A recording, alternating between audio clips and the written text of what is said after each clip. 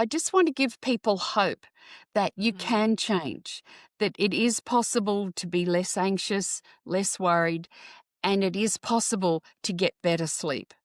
You don't have to put up with it the way it is now. You can change. Welcome to the Wellness Amazon podcast, where we talk about everything body, mind, and spirit, health, and wellness. No subject is taboo here, and we have fun peeling back all the layers. Let's do this.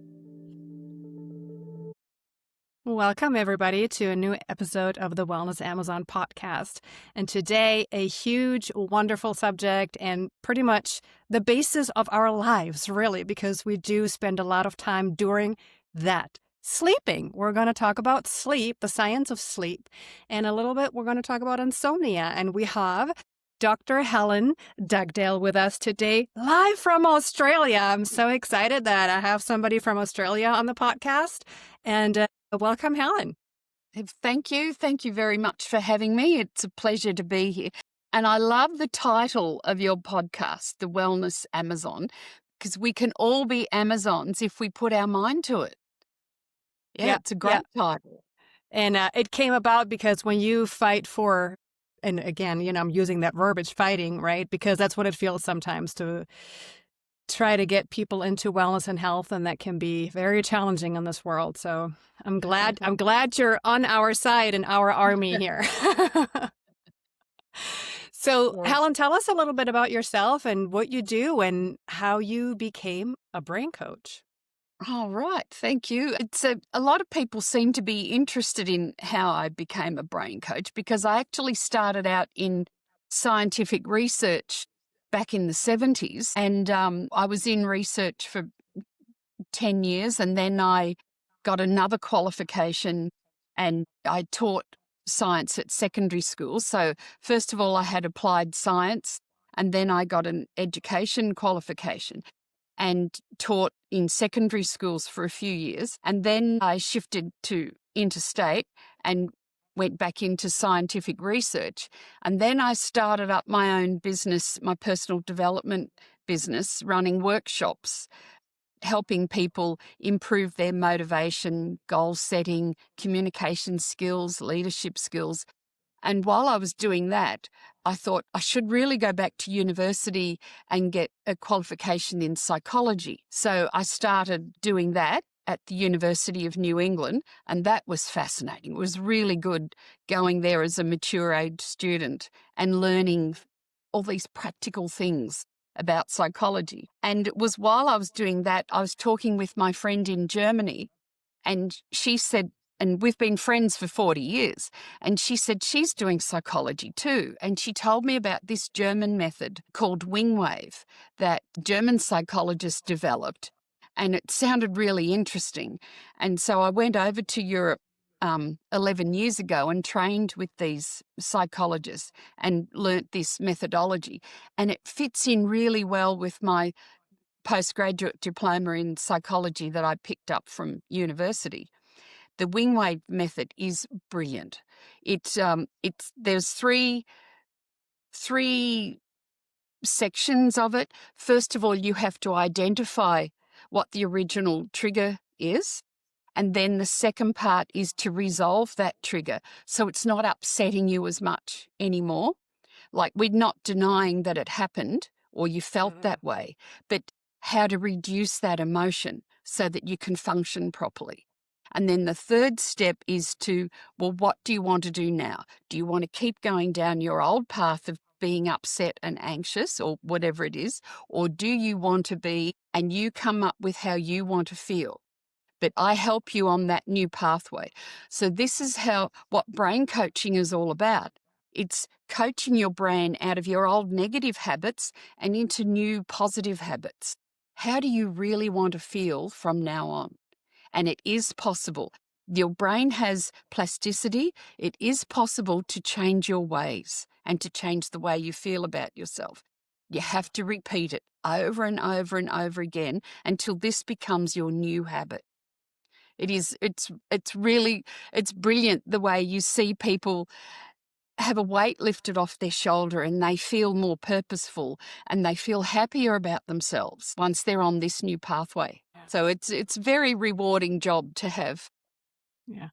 And it's not too long ago that this came out with brain elasticity, because for the longest time, scientists thought it's fixed, right? You can't change it. Yeah, this is, I don't know, it plays into my philosophy that the human body is capable of always healing and that we're not stuck in concrete.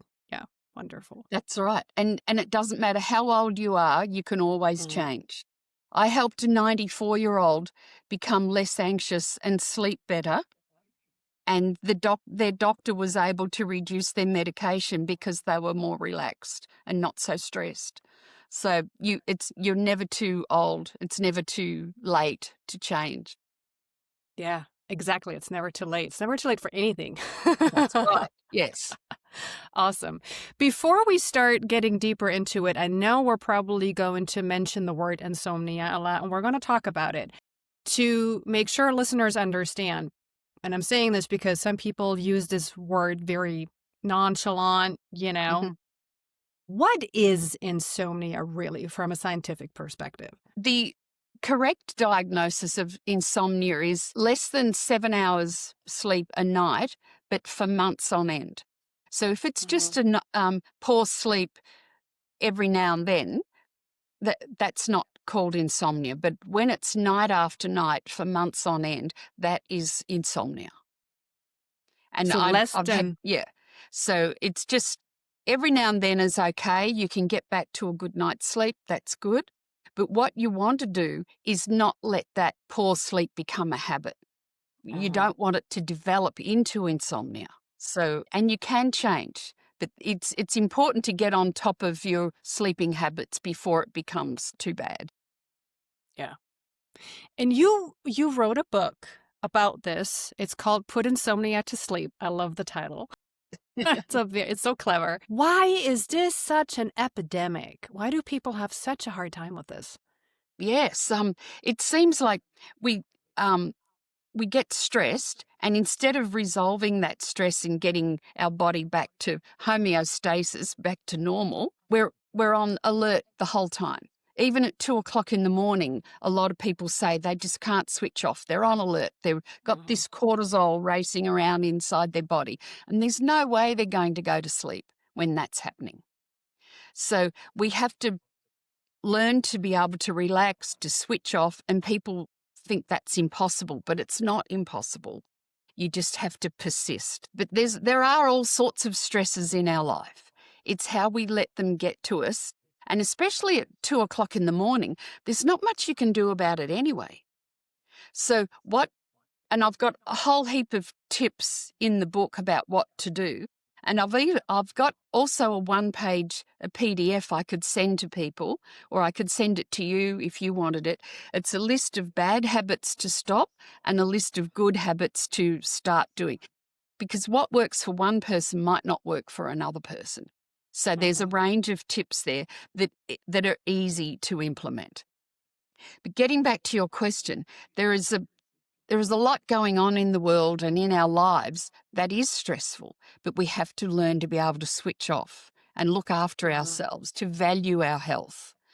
And what you can do is you will have some genuine worries, so deal with them during daylight hours. Even write a list before you go to bed, but not right at bedtime, because we don't want that to be the last thing you're thinking of. Deal with it earlier in the evening. Then get yourself into a relaxation routine before bed. And if you do wake up at 2:00 in the morning thinking about all the thousands of things you need to do or didn't do, remember that you've got your list. You can't do anything about it at 2:00. So just get back into your relaxation habits. And knowing that your list is there, it'll still be there when you wake up, then you can deal with it then. So we're trying to be practical rather than emotional. So we're reducing the emotion and bringing the logic in. What can you do about it at 2 or 3 o'clock in the morning? So what you can do is talk yourself back into relaxing. So I've got a whole heap of tips on how to do that. instead of your mind racing. Is it helpful for some people, and I have heard this because they will argue, they would now argue this point and saying, yeah, but if I forget, right, until it's morning, I forgot that I have to do this thing, and they have a little journal next to the bed and they write it down, and then they try to go back to sleep. Is that something that could be helpful? Yep, that's good for some people. So it's getting out of your brain and onto paper. You've got it there. It'll still be there when you wake up, and that's dealt with, because you can't go and ring someone or send an email at 2:00 in the morning. That will wake you up. That will really wake you up. So get back into your relaxation practices and get back to sleep. When we talk about sleep, what does it actually define to have good quality sleep? What does that mean? Because there's all these numbers people throw out there, right? Some people say, oh, I'm good with 5. The next person says, no, I need 10. And it's like, what is good sleep actually? I did a lot of research for my book, and all the research, sleep research, scientists around the world, they seem to agree that 7 or 8 hours for an adult is ideal. When you start getting less than 6, something is going to give in your body. You know, your body can't cope really with less than 6 months on end. If it's only every now and then, that's okay. Like, I ran a marathon on 5 hours sleep, but I wouldn't recommend that every day. Right. But you can do it if you're pushed, but not every day. Something will give. Your gut biome will get messed up. You'll leave yourself open. Your responses, your resistance will be lowered. You'll be grumpy. You'll look tired even. So less than 6 hours, you need to do something about it. More than 8, which would be great, but some of the sleep experts say even you can get too much sleep, and that will detract from your bodily systems and functions. So 7 or 8 hours sleep seems to be ideal for most people. And that's continuous sleep, right? Yes, Non-interrupted. Oh, if you do wake up, because go and do something boring rather than lay in bed tossing and turning. So some people, they can get by on a 3.5-hour block, go and do something boring, have another 3.5 hours. And that's good. But the worst thing you can do is stay in bed tossing and turning, because then your brain gets into the habit, bed's for tossing and turning. I'll just stay awake and think of 1,000 things that I didn't do when I was 14 or whatever, or think of 1,000 things that I need to do in the next week, instead of just getting back into a relaxed state and bringing sleep on again. I very recently started looking into this because it just came up on social media that's a new thing that people are realizing, that it's okay to have these blocks. And a lot of people just naturally wake up. And then that's what a lot of people recommend, what you just said. If you can't go fall back to sleep right away, don't lay there and twiddle your thumb and count sheep if that's not helping. You need to, Yeah. Like, I know someone that gets up and goes and reads a golf magazine, and that puts them back to sleep. or they listen to nighttime, late night radio, and that's boring and slow and quiet, and that puts them back to sleep. Or I know someone else who folds the washing, that's boring. So as long as you're not doing something that's going to stimulate your brain, like watch a scary movie or work on emails, you don't want to do something that's going to be stimulating at 2:00 in the morning. So you want to do something boring, get yourself back into a sleep routine. Yeah. No offense to any golfers out there, but that would put me to sleep too. That was just one person who did that, and that helped them sleep. I think it's a great someone tip. else, they would be thinking of their golf round and going through their golf routine rather than thinking of all the things they have to do. So that was, for them, that was calming. Okay. That's great. What happens in our body when we fall asleep? How does these stages work and what's happening? That's when the cell regeneration occurs. That's when your body heals itself. And then also, that's when the toxins in your brain get flushed out through your lymphatic system. So if you're not getting enough sleep, the toxins around the brain stems will build up and plaque will form. And so you're not operating as well as you could be the next day or in the future if they continue to build up. I tell people when I give my sleep workshops, it's a bit like cleaning a road sweeper coming through in the middle of the day, or when there's a whole lot of activity, when you've got all these thoughts and nervous activity happening, it's hard to get rid of the toxins in your brain when all this activity is happening. It's when sleep happens and there's no thoughts or actions happening, then your glymphatic system can work better and it can release the toxins and get rid of them out of your body. So that's why sleep is so important. That reminds me of when you said that these things kind of like swim around in your brain, right? Immediately I thought, that's where the brain fog comes from. Yes. How funny that this is actually not something that, I mean, we probably made this word up because we're trying to put that in words what that feels like, but that makes a lot of sense that we just can't think straight. That's right. And we all know how that feels, every now and then. But what if you felt like that every day? That's something to worry about. Yeah. Yeah. And then it has a flow-on effect to other parts of your life. And in the book, I give examples of, people can start making poor life choices when they're so tired and run down. They'll grab that energy drink or they'll grab the alcohol or a chocolate bar to keep them going. And then what does that do to the rest of their system? Or they might make a mistake while they're driving, or they might make a mistake at work.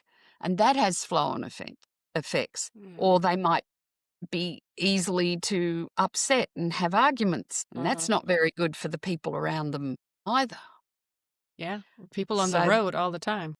So there's a lot to be said for making the effort to have better sleep. But don't try so hard that you're building the cortisol up again. Your aim is to be relaxed rather than uptight. Because I know people who get themselves so uptight about not sleeping that it's just building that stress hormone up again, and there's no way they're going to get back to sleep. So I tell people, don't even mention the word sleep to yourself. Just mention being calm and relaxed, and you get your body back into that feeling of being ready for sleep. It's like all the psychologists say, if you tell people to not think of a polar bear, what are they going to think of? Right. So if you keep saying, I have to sleep, you're not going to get to sleep because you're getting yourself worked up and that's all you can think about. If you keep telling yourself, I am calm, I am relaxed, I am worth it, I can do this, just anything calm, then you're more likely to sleep will happen. Yeah. I had to teach myself when I wake up in the middle of the night not to look at the clock. Because, what a trigger. If I know that it's 3 o'clock in the morning and then I'm making the math, that's like in 3 hours I have to get up. And then I have panic and anxiety and now I'm not calm anymore, right? So this is very counterproductive. Yes, that's a big tip. And that's what I said to the 94-year-old who I helped sleep through the night. They kept looking at the clock and they're getting anxious. Oh, what if I sleep in? So they kept looking at their clock. So her tip was to put the clock on the other side of the room. Yeah. So she could still hear the alarm, but not be tempted to look at it during the night. So she could relax knowing that the alarm will go off when it has to, but in the meantime, she can relax and get back to sleep. Yeah.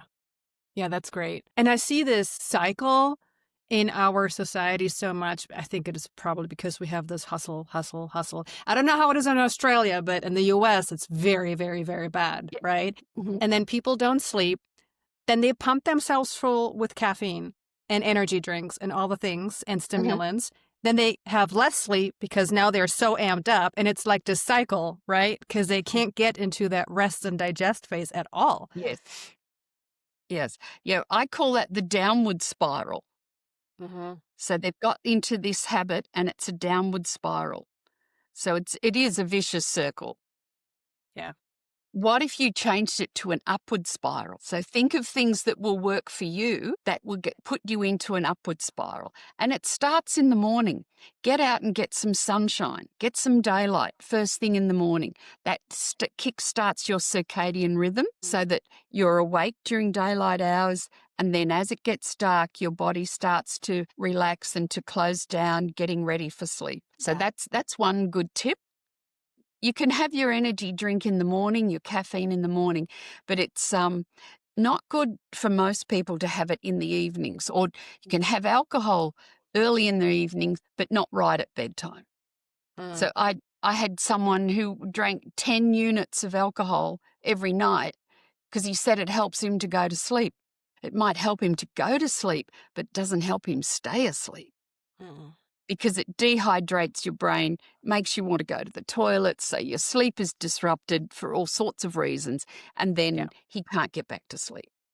So I'm not saying give up alcohol completely, but if you're going to have it earlier in the evening so it's already digested by the time you go to bed. The same for a big, heavy meal.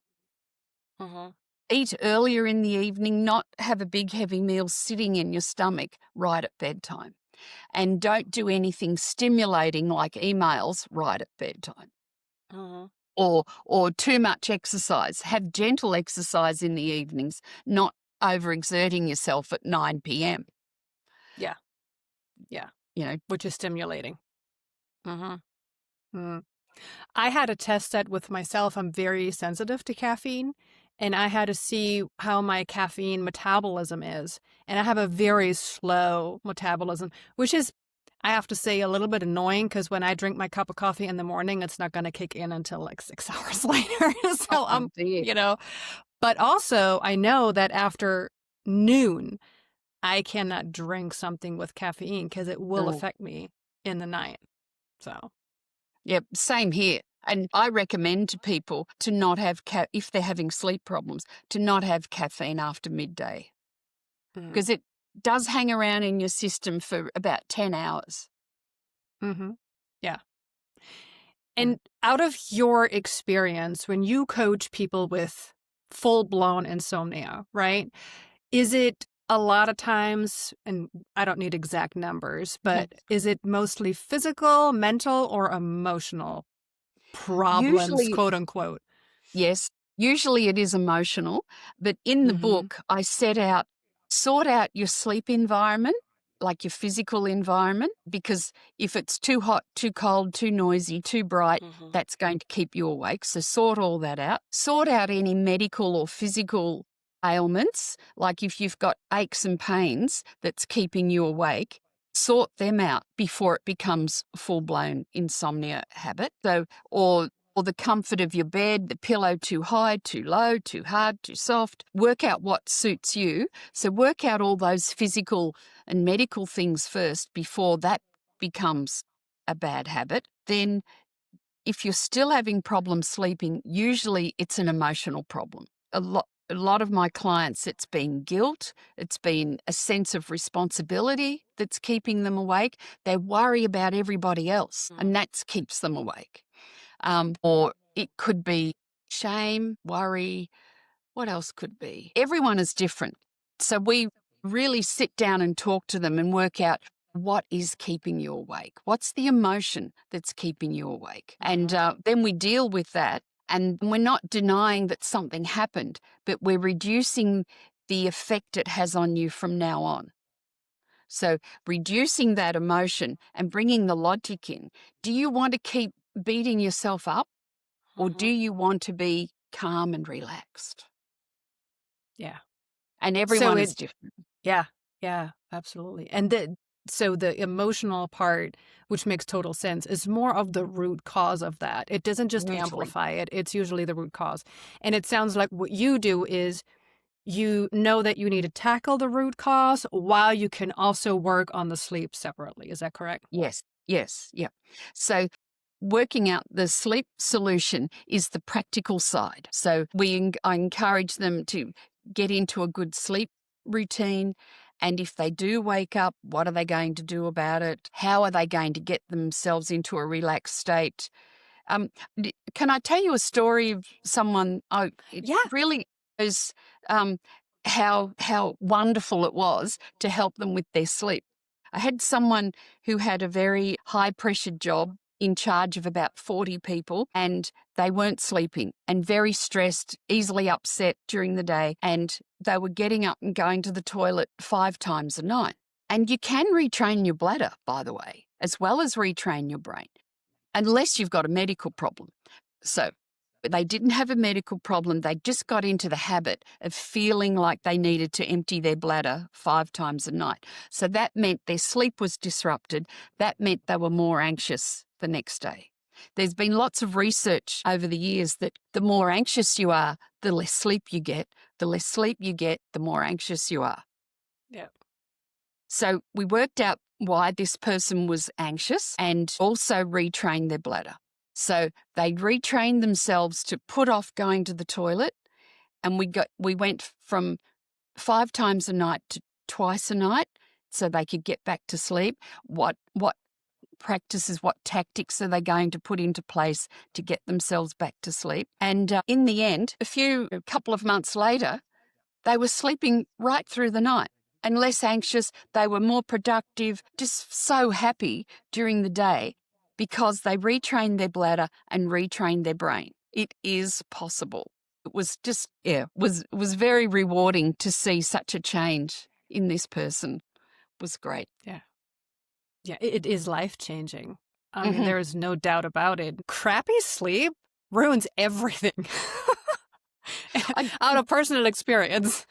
Yeah, like they say diet and exercise are important. I think sleep is even more important because if you Mhm. don't get enough sleep, you're less likely to go and exercise because you're so tired. And with your diet, you're more likely to make poor food choices because you're so tired. So Mhm. it has a really good cyclical effect. If you sleep well, you're going to make better choices the next day because you Yeah. feel good about yourself. You are worth it. You are worth the effort to exercise. You're worth the effort to make good food choices. You're worth the effort to have a good sleep hygiene. Mhm. So I also get people to come up with a list of things they like about themselves. What do you like? What is good about you? Most of us have more good points than bad points. So what are your Mhm. good points? Instead of going through your list of bad points, what are your good points? And keep reminding yourself that you are worth the effort to put good sleep hygiene into practice. That is a wonderful thing to do. And I think this is probably what sets you apart from a lot of other experts out there because I have never heard anyone practice that with their clients when we talk about sleep, but it's fundamental. Because the people lie there tossing and turning and telling themselves what a bad person they are. Oh, I should have done this or I should have done that or I've got 1,000 things to do. I bet I don't finish them. So they're already predicting that they're not going to have a good day. Yeah. You already mentioned it a little bit, but let's talk again in like one block about sleep hygiene, right? Is that big magic word. What are the big do's and don'ts? Well, I mentioned about not having caffeine, alcohol, Uh-huh. or a heavy meal late at night, or over exercising late at night. Gentle exercise is good. Having a calming routine, like for some people, it's having candles and a smoothing body cream. Some people don't like that. Some people it is calming. Listening to calming music or Mm-hmm. binaural beats is a good one. For some Mm-hmm. people, that works. Have you heard of that, the binaural Yes. beats? Left, right, left brain, right brain, and it helps relax you, helps reduce the emotions. That really works with a lot of my clients. Some people don't like it, but the people who like it, it really works. So I would recommend people giving that a try. There's lots of apps you can get Mm-hmm. with binaural beats. The gentle exercise, having your bedroom at the right temperature, not too hot, not too cold. That's about it for no technology right at bedtime. Uh-huh. Those screens just light up your brain and it makes it hard to get back to sleep. But I think Yeah. most people know that already, don't they? But it's whether we do it or not. We Yeah. know what we should be doing. Why aren't we doing it? Why are we doing this to ourselves? Yeah. So that's what I will help uncover. Why are you doing this to yourself when you know you shouldn't be doing it? Yeah. I Or had what? that with a friend of mine the other day. She said, "Oh, I always wake up around this time and then I scroll a little bit on my phone." And I said, Oh, "No, no, don't do that." yes, yes. Good advice. Yeah. But this is what you just said is the key. It's not that we don't know those things. Everybody knows this by now, right? But we are Yeah. not practicing it. I bought these blue light blocking glasses for my children. Guess who doesn't wear their blue light blocking glasses at night working on the laptop, My children. So it's, yeah. Mm-hmm. Um, so I would be trying to uncover, why aren't you valuing yourself? Are you valuing yourself when you reach for that second block of chocolate at 10 o'clock at night? Are you valuing yourself when you're scrolling on your screen at 2 in the morning? Are you valuing yourself when you have that extra bottle of wine before bed? Are you valuing yourself when you know you should be relaxing and you're not? Mm-hmm. Just so why aren't you valuing yourself? So I would get Mm-hmm. to that, and I would encourage you to come up with some practices that show you do care about yourself. You don't have to say, I love myself, because some people aren't comfortable with saying, I love myself. But are you comfortable saying, I value myself? Does that sound Yeah. better? When you value Yeah. yourself, you value yourself when you're not saying yes to everybody. You can put up some boundaries. You're valuing yourself. Yeah. So think about how you can do those sorts of things in your day-to-day life. Yeah. And those things are so hard for some people. Mhm. It is. If they've had a lifetime of these habits, that's Mm-hmm. where the brain coaching comes in, the neuroplasticity. We're stopping the old way of thinking and creating a new pathway in your brain. This is how I want to be. This is how I want to feel from now on. And the Mm-hmm. more you do it, the more likely it will happen. Mm-hmm. And I see a lot of these, maybe it's just because I'm in the health community, but like biohacking stuff, right? And the newest thing here and the newest thing there. And now it's peptides and I don't know, all these things. And I always think, do you have the basics all covered before we even go there? Because I see this a lot. People don't sleep right. They're over caffeinated. They have no rest days between gym days and all of these things, right? But they're not, and they are consuming a lot of negativity too on their phones and through the news and stuff. But then they wonder why, I don't know, they feel like garbage. And Yeah. you're consuming garbage, not just on your fork, but through other Yeah. things too. Yeah. And Yeah. I think Well, it's revolutionary almost. I want to say, really, Helen, I want to say revolutionary that you pick that up and you put that into your coaching because you know that it's a huge block of all of this. yes. Yep. Well, I give people 3 easy things that they can implement during the day, wherever they are. So 1, I get them to come up with their own mantra, like, I am calm, or I am a good person, or I am capable. Just pick 1 or 2 things that they like about themselves or how they want to feel to remind themselves that they are worth it. Or they could even say, I am worth it, I am Mhm. worth it, I am worth it, over and over again. Or I am a good person, or I am a good mother, or I am a hard worker. Instead of putting themselves down, Yeah. what can they relate to? So they come up with their own mantra. I get them to do some deep breathing. And we all know we should be doing the deep breathing, but how many of us actually do it? And you only have to repeat it 3 or 4 times. And this does a few things. You can do it during the day to calm yourself down. It's physically grounding you. Instead of going off the same old pathway of being anxious, it's physically grounding you. Take Mhm. a deep breath, count to 4, hold it for 5, and blow out for 6. It's easy to remember, 4, 5, 6. And then before you do that, say your mantra. say your mantra, do the deep breathing. The deep breathing puts oxygen into your bloodstream, which immediately calms you down. You're counting, deep breathing, saying your mantra. And our psychology lecturers at universities said, while your brain is busy doing that, your cognitive resources are not concentrating on that. They're not thinking of the 1,000 other things that you need to do or the 1,000 things that you're putting yourself down for. Your brain is just concentrating on your mantra, the counting, the deep breathing. There's no room for anything else. So after a while, just do that 3 or 4 times and you will feel so much better rather than going into automatic anxious mode. Yeah. So that is really, really helpful. And it's also good to do at 2 o'clock in the morning. So I've had people do this just 3 or 4 times, the cycle of breathing and repeating their mantra. And they've said to me, the next thing they know, it's morning. They've gone to sleep and didn't even realize it.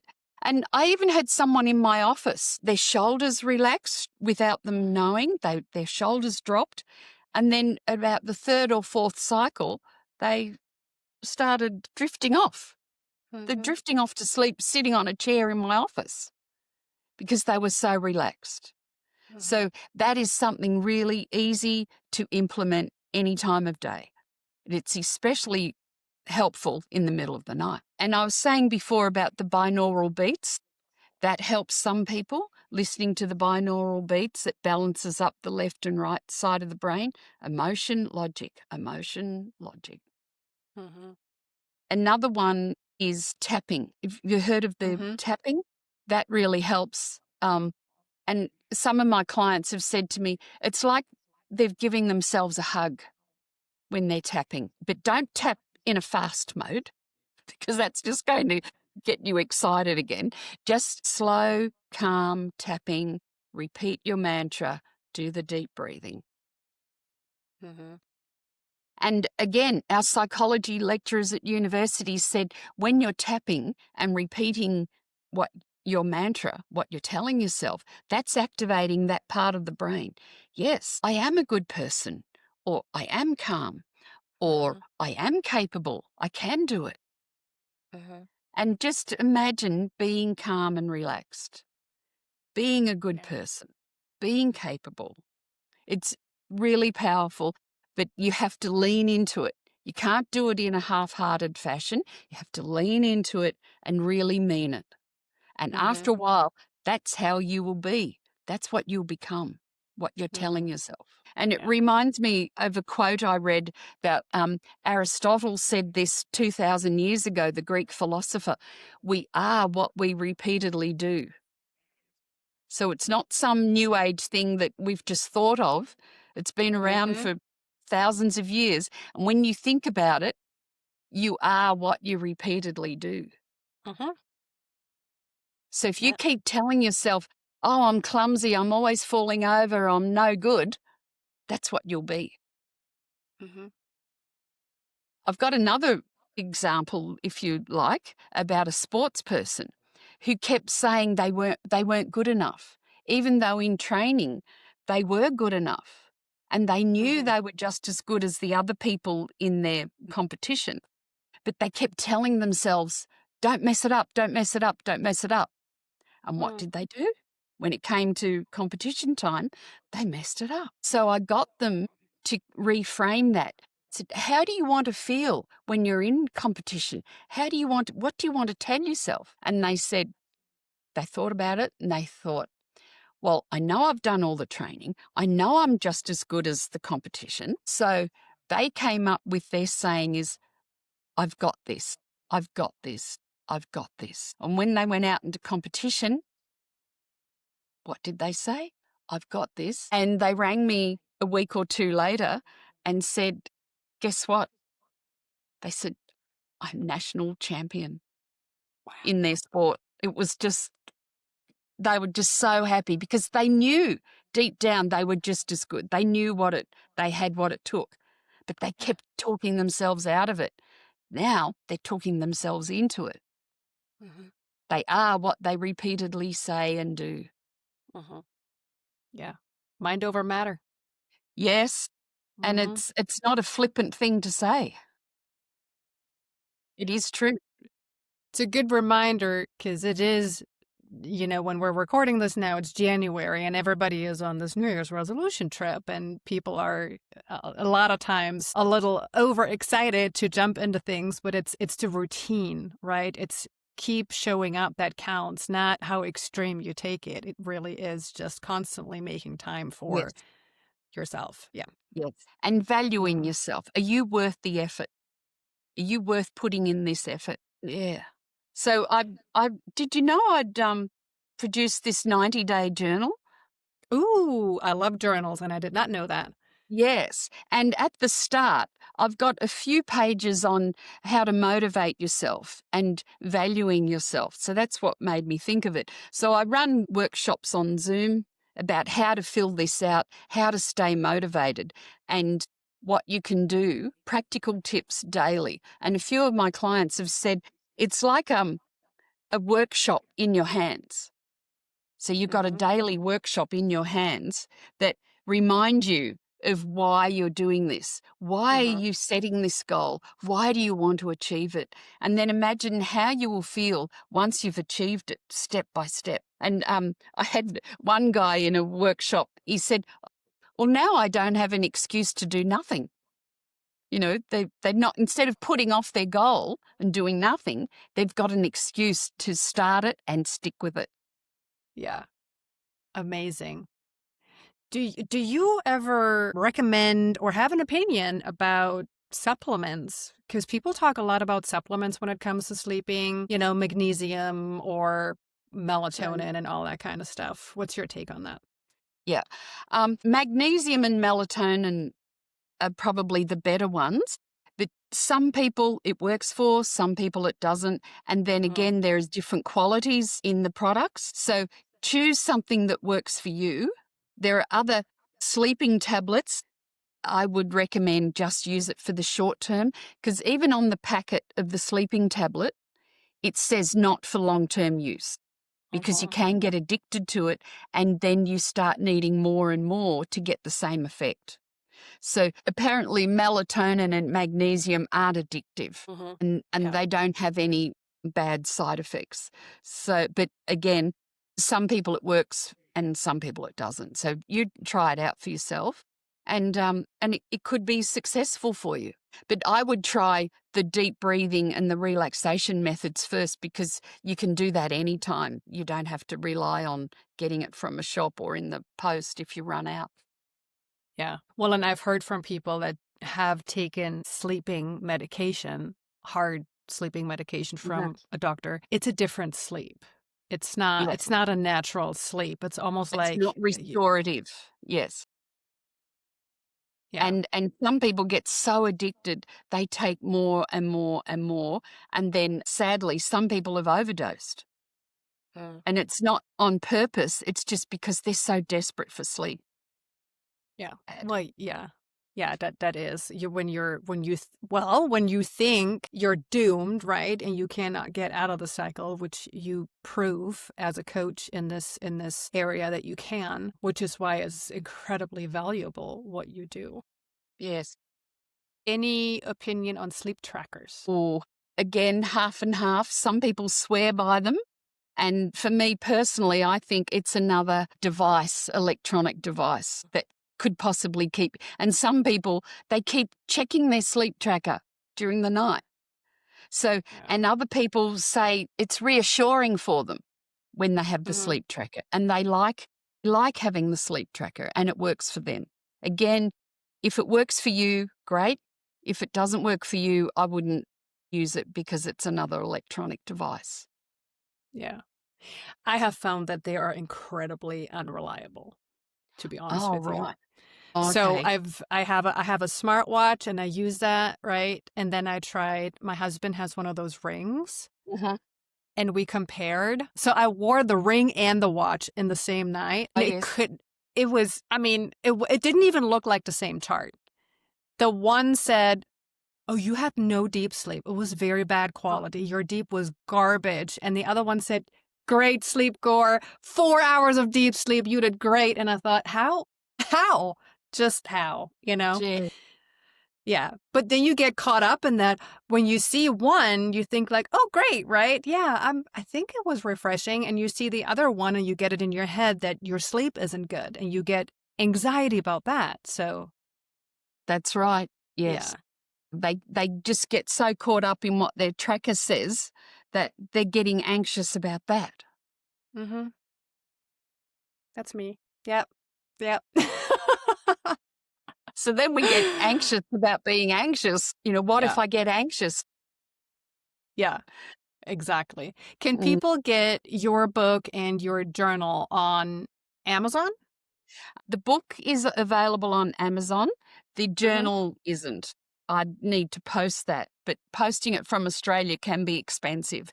But I can do a workshop without the book on Zoom, and I can send them notes by email, Mm-hmm. and that's been helpful over Zoom. Great. So you take clients electronically. Yes, yeah. Mm-hmm. Mm, mm. Awesome. And I'm going to link your info. So it's australianbraincoach.com.au. Is that correct? Brain coaching, Coaching. Yes. brain Yep. coaching. Yep. Okay. Great. Is there anything you would like to cover that we have not gotten into today, Helen? I just want to, we probably have all throughout, but I just want to give people hope that you Mm. can change, that it is possible to be less anxious, less worried, and it is possible to get better sleep. You don't have to put up with it the way it is now. You can change. So, Yeah. and I'm here to help, and I offer a free 30-minute chat over Zoom or over the phone to discuss what your issues are and maybe put you on the right track, or I could send you some information if people want to have a chat with me. There's no charge for that, for a Yeah. 30-minute consultation. That's awesome. That's amazing. And yeah, what you said, the brain is very flexible and can change, and nobody is doomed for anything forever. Thank you so much, Helen, for being on the show and taking time out of your busy day and coming to us from Australia to give us your wisdom and your knowledge and hope to people to get Mhm. out of bad sleep cycles or even insomnia cycles, because Yeah, that is yeah. a huge burden in a life. Um, it's been a pleasure, and thank you very much for having me. And go Amazons, Yes, go Amazons. Not Amazon, Amazons. Amazon. Yes, Awesome. but all Well, your folks, listeners are Amazons. All your yes, listeners, future that's Amazon. right. That's right. All part of the army, all part of the warrior sphere here. And thanks everybody for listening. Give it a thumbs up, subscribe, like, share, do all the things, comment. And if you have question, please do not hesitate to comment underneath this episode as well. We will get back to you, and I will put everything in the show notes from Helen so you can get your hands on her book, and you can also book a consultation with her and get better sleep. All right, y'all. Bye. Bye. Thank you. Thank you so much for being here with me today. Leave a comment, give it a thumbs up, a review, and share it with somebody you think needs this. Have a fabulous day. See you next time.